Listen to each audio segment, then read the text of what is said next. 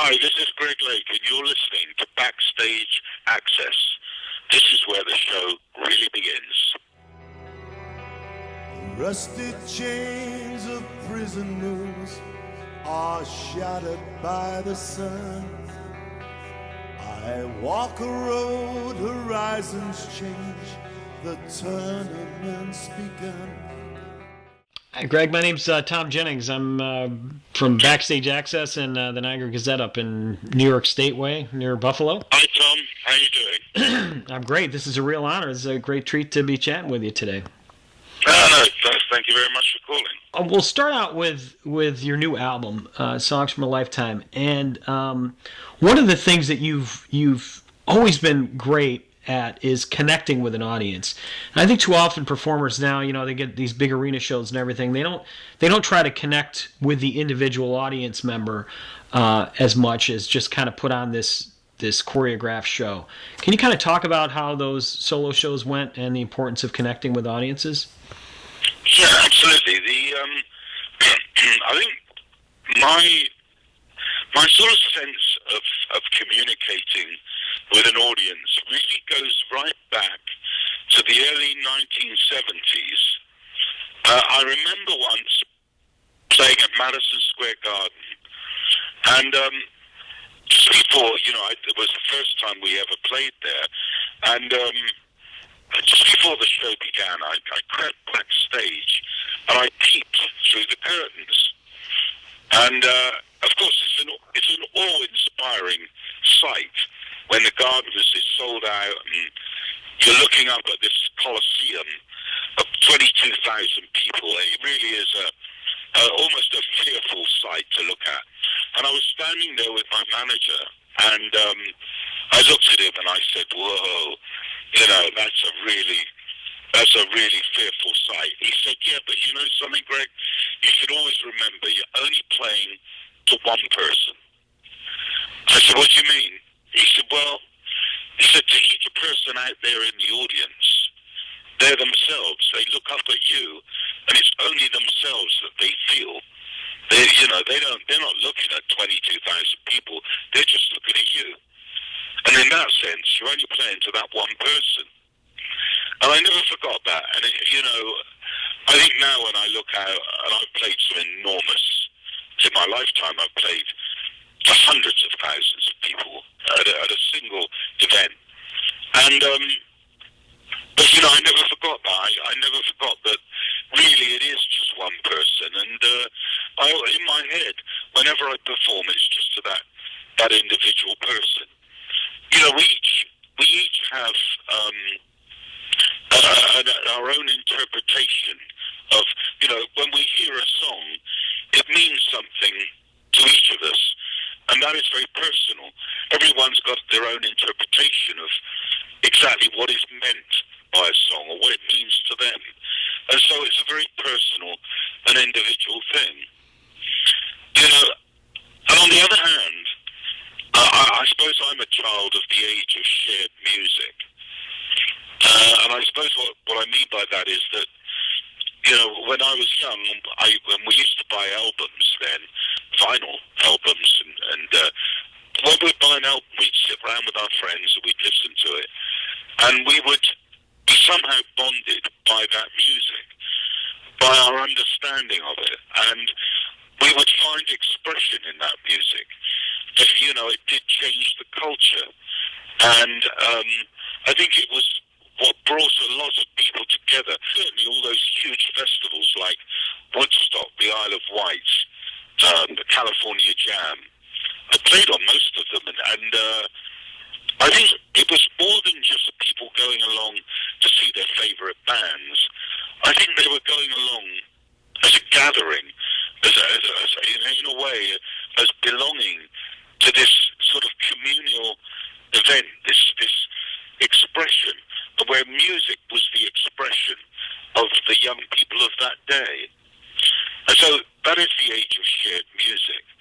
And it all ended, really, I think, with the invention of the Sony Walkman, when from that moment forward, people would put on earphones, and when they listened to music, they would listen alone. It became a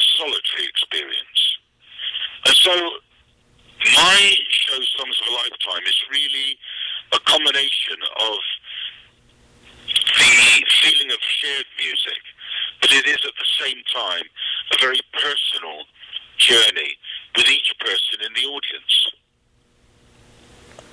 Yeah, and I mean, it really comes through. It's it really feels like, I mean, when I first listened to it, and I had the Greg Lake live album, which came out, I think it was about 2005, 2006, which is a great album. And I kind of thought to myself, why would you come out with another live album so soon after that? But boy, this one just really stands out. And I think even your musical performance has more of a sentimental feeling to it than say it did in the one in 2005. Do you feel the same way? Yeah, well, it is. It does have a more nostalgic feeling, because this is a journey that I've shared together with the audience over the past 40 years. And although it is a live album, it is in fact all new. The music I made for it is all absolutely new. There's nothing on there that was taken from another record. In its basic form. In fact, I'll be perfectly honest with you. You know, one thing when I decided to do Songs of a Lifetime, the one thing I was determined not to do is to be boring. You know, I didn't want to be one of those shows which is sort of a legend in his own lunchtime. You know, and sitting on a stool strumming a guitar, boring everybody to death. I really decided I wanted it to be dynamic and entertaining, to share this journey with the audience, so that it became something. Yes, it was nostalgic, because in a sense we all live our lives against a backdrop, a tapestry of music and musical experiences. A lot of us find expression and comfort, and we use music in a way as a way of exercising our feelings and reflecting our feelings. But, you know, I decided that I wanted to make this show different and something new. So, although these songs had to be songs that people obviously knew and had lived with throughout their lives, I wanted to do something new with them.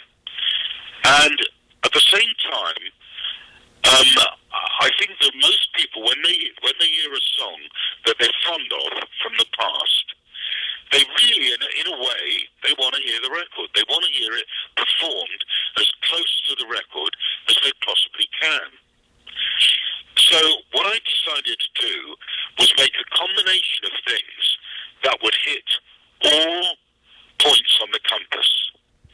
I made brand new recordings of the songs, and I went back to the original recordings, and I took small elements from them. For instance, I'll give you an example. I made a new version of Lucky Man, brand new version of Lucky Man, but I went back to the original recording, and I just extracted the vocal harmonies. So now what you've got is a brand new original recording of Lucky Man, the original backing harmonies from the original record, and me performing live on it. So it's a combination of a new recording, a nostalgic element, and an immediate and present performance. And that is an unusual thing. I doubt if it's ever been done before. It's a very unusual combination. And it works, you know, because people are moved by the nostalgia, and they're moved by the familiarity of the song, and they obviously are, in the moment, they are obviously enjoying being part of a live experience, but the combination of it all provides this sort of tapestry for reflection, and I think they get reflective and nostalgic and look back on their lives. And so it's an experience that is current and immediate, but at the same time reflective and nostalgic. And I think that's why people like it so much. Yeah, and even to go back to kind of the beginning of the conversation where you talked about buying an album, and I mean I remember that experience where you pulled off the shrink wrap and you called your buddies over and you sat around in your friend's bedroom and listened to it. I mean this is one of the few times, and I do a lot of album reviews and everything, that I just had to sit and listen to this thing from beginning to end, and I almost feel guilty if I just cherry pick some of the tracks because it's so strong. It's interesting what you say, but it is because you get that feeling because one thing leads to the next. Right. It is a storybook, really, and the idea for doing this came to me while I was writing my autobiography, which will be out later this year. It's called Lucky Man, and as I was writing it, these songs would pop up from time to time that were important in some way or relevant to my career, and each one of them has got a story attached to it, and then I just realised all of a sudden that, of course, all the audience has probably got stories to tell about their connection with these songs, and that's where I had the idea of doing a small, intimate concert where I could tell my story, play the songs, and they could tell their story too. And so we could exchange these stories, and it became like, it really isn't like a rock show, it's like a huge family gathering, And, of course, on the CD, I've taken out any audience his reaction because it's very personal. Some of these stories are very tragic, some are very funny, but they belong to the people who stand up during the concert and they tell these stories. And so some nights you'll have half the audience will be in tears, and other nights they'll be laughing, and sometimes they're crying and laughing. It's an amazing, it's like a roller coaster of emotion. And but of course that's not for putting on a CD. So what I did is I left out the audience's stories. I just left mine in, really, because I've got no problem. They were just stories that happened to be about the songs. But it is a shared experience. That's the magic of it. It's a shared experience. And my mother always used to say to me, a trouble shared is a trouble halved, and a pleasure shared is a pleasure doubled. Yeah. And I think, in a way, there is that sense of well-being about living through this concert. People walk out of it and somehow feel improved. They feel that they've expressed something they needed to express, or experienced something they needed to experience. It isn't just a concert of music that they enjoy and they leave and that was that. They saw it. No. When they leave this show, they go away with memories, and they go away having been enriched by hearing other people's memories and hearing these songs performed in a totally unique way that they wouldn't have really imagined before. Yeah, and it's interesting. I mean, if you think back to even one of the great Pink Floyd masterpieces, where The Wall, where Roger Waters talks about that disconnect between the audience and the performer, and I think that's difficult if you, as a listener, grow up with a particular song, like say a Lucky Man, and it means something so personal to you, and if the artist turns out to be very flip and doesn't seem to care about the song like you do, it's a difficult experience. So I can see why it would be very enriching for maybe both of you to have that experience with that song. Yeah, well, it is that total experience and reflecting on, because most of these people, of course, are reflecting over a lifetime. And, during a lifetime, a lot of things happen, and people lose people, and loves come and go, and all of the experiences of life take place. People are born, people die. And, it's a very big thing. But, music really is a very small thing. I mean, it's just music. But when it becomes attached to life and death, it becomes a much bigger thing with much more meaning. And this is an arena where that big meaning is present. It's not the small meaning of music, it's the big meaning of music. Yeah, no, it's very profound, and it absolutely comes through. So, I mean, anybody listening who hasn't heard the album certainly should take the time to listen to it. Now, do I have time for a couple quick Emerson, Lake and Palmer questions? Yes, of course. I've got anything you want. Okay, well, it was interesting. I was thinking about this today as I was preparing for the interview, that the name Emerson, Lake and Palmer is kind of a blessing and a curse in a way. A lot of progressive rock bands, I mean, they have there's rampant personnel changes, and even King Crimson, who you started out with, you left because Ian McDonald left, and you just felt like the band wasn't the same band. But Fripp was able to use that name and capitalize on it, and other progressive rock bands have done the same thing. But with your name, Emerson, Lake and Palmer, really the closest you were ever able to come was Emerson, Lake and Powell as far as replacing a member.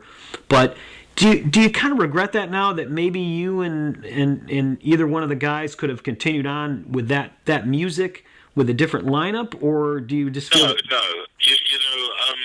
You're absolutely right to... you're a good music historian too. To have pointed out that I just didn't feel comfortable when Ian McDonald and Mike Giles left the original King Crimson. I just wasn't comfortable with continuing on with the name and pretending that nothing had happened. They were fundamental to the chemistry. Ian McDonald wrote a lot of the material, for example, and so I believe a band is a chemistry of human emotion, and when the chemistry changes, really the whole thing changes. You're right to point out that, strangely enough, when Keith Emerson and myself got together with Cozy Powell, it was purely by accident. I know no one will ever believe me when I say this, but it just happened to be that his name ended with a P. Because we were looking for a drummer. We actually interviewed a few guys, and Cozy was available. And Cozy had been playing with Jeff Beck and all these people, was a very, very good drummer. And so Keith and I chose Cozy, not because his name began with a P, but because he was a great drummer. But even as good as he was, the chemistry was different. And it wasn't the original ELP. It was a different band, and really it should have been called a different name, but it wasn't the same chemistry. I'm a great believer in chemistry with bands, and when you see bands that are made up by sometimes back in the past you would have bands put together by record companies out of top name players. Blind Faith would be one example, which, although it had great people in it, Clapton, Stevie Winwood, all the rest, it really didn't work. The chemistry wasn't right. And, I've had this same discussion with Ringo and other people about bands and the Beatles, and, it's the chemistry. It just wouldn't have worked with different people. And so, yes, I'm a big believer in the chemistry of individuals. And when the public make a band like ELP successful, that is who they make successful. They anoint the band with buying their records. In the case of ELP, 13 million CDs or discs were bought by the fans. They made ELP what it was. And I think there's a sense of betrayal if you change that which the public has ordained, in a way. They've made you successful. You're not entitled just to change it without permission and to pretend that, don't notice everybody, we just changed half the band. No, that isn't what the public wanted. They bought the band as it was. They made the band successful as it was, and you've got to respect that. And I think respect for the fans is one of the things that I've personally always had, and because without them,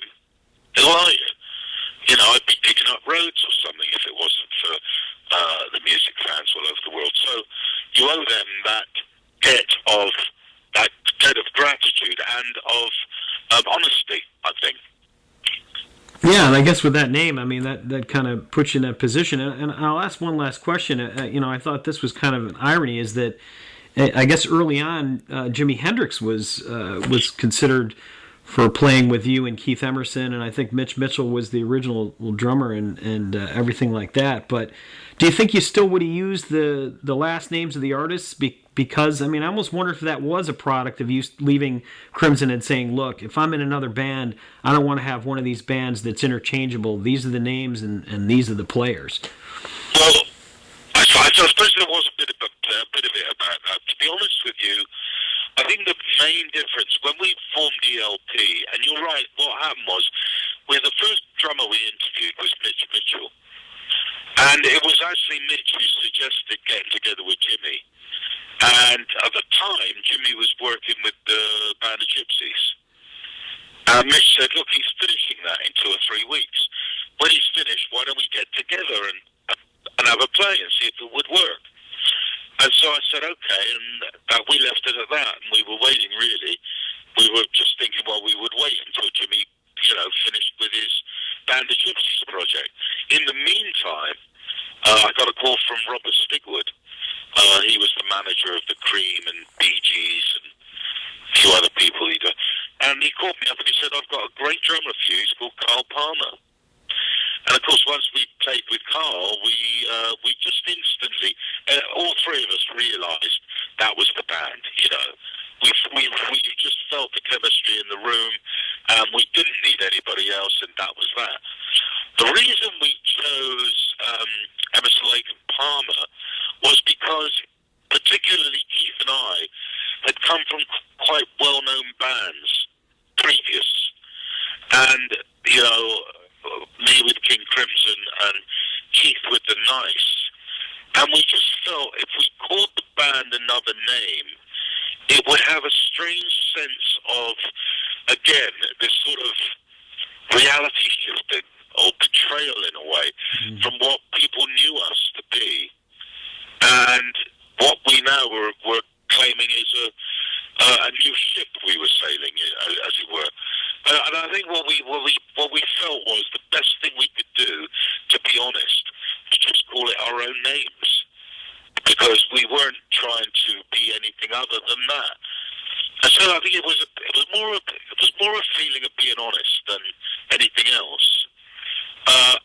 It was a good thing and a bad thing. I think some people said it sounded like a firm of solicitors or accountants. And of course, we did get tagged at the time with this word supergroup. That was ELP was the first band to ever get that tag, supergroup, and it was not what we wanted. It made us sound as though we were the sons of rich and famous fathers. That we'd been born with some silver spoon in our mouth. But in reality, we'd all paid our dues in the extreme. We'd slept in the back of vans and we'd lived rough for many, many years when we were all young, teenagers. And so, nothing was easy about getting to the point of ELP. But anyway, to cut a long story short, that was what we did. We decided to use our own names, and that was it. Once we'd done it, the die was cast, and there was no going back. And then, of course, it became popular. People started to call other bands using, the people's actual names. Yeah. Well, I was thinking, just kind of ironic, if it was Hendrix, it would have been HELP for help. That's right.